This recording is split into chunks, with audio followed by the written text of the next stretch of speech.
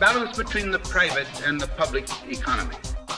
Balance between the cost and hoped-for advantages. Balance between the clearly necessary and the comfortably desirable.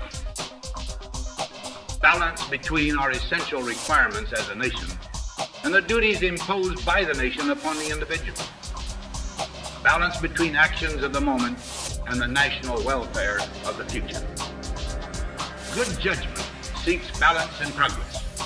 Lack of it eventually finds imbalance and frustration. The record of many decades stands as proof that our people and their government have, in the main, understood these truths and have responded to them well in the face of threat and stress.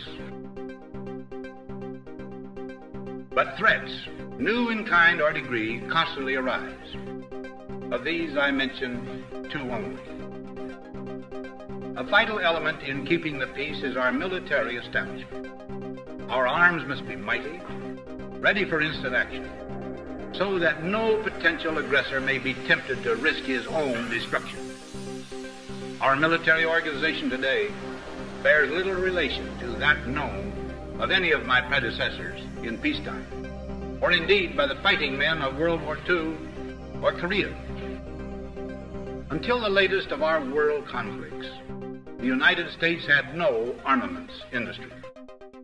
American makers of plowshares could, with time and as required, make swords as well. But we can no longer risk emergency improvisation of national defense. We have been compelled to create a permanent armaments industry of vast proportions. Added to this, 3.5 million men and women are directly engaged in the defense establishment. We annually spend on military security alone more than the net income of all United States corporations. Now, this conjunction of an immense military establishment and a large arms industry is new in the American experience. The total influence, economic, political, even spiritual, is felt in every city, every state house, every office of the federal government. We recognize the imperative need for this development, yet we must not fail to comprehend its grave implications. Our toil, resources, and livelihood are all involved. So is the very structure of our society. In the councils of government, we must guard against the acquisition of unwarranted influence, whether sought or unsought, by the military-industrial complex. The potential for the disastrous rise of misplaced power exists and will persist. We must never let the weight of this combination endanger our liberties or democratic processes. We should take nothing for granted. Only an alert and knowledgeable citizenry can compel the proper meshing of the huge industrial and military machinery of defense with our peaceful methods and goals, so that security and liberty may prosper together.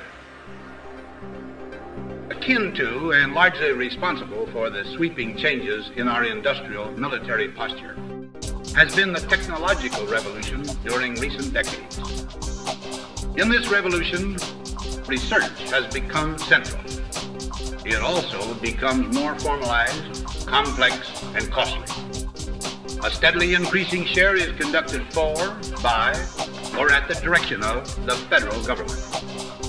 Today, the solitary inventor, tinkering in his shop, has been overshadowed by task forces of science in laboratories and testing fields.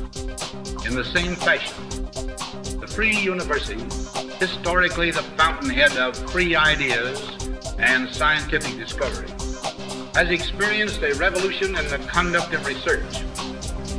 Partly because of the huge costs involved, a government contract becomes virtually a substitute for intellectual curiosity.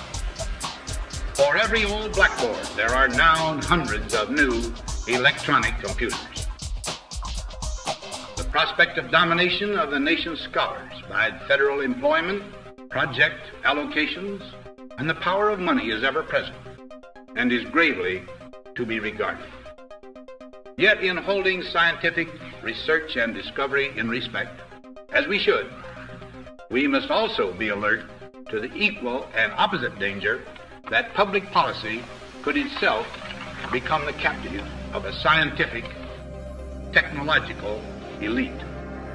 It is the task of statesmanship to mold, to balance, and to integrate these and other forces, new and old, within the principles of our democratic system, ever aiming toward the supreme goals of our free society. Another factor in maintaining balance involves the element time. As we peer into society's future, we, you and I, and our government, must avoid the impulse to live only for today, plundering for our own ease and convenience the precious resources of tomorrow. We cannot mortgage the material assets of our grandchildren without risking the loss also of their political and spiritual heritage.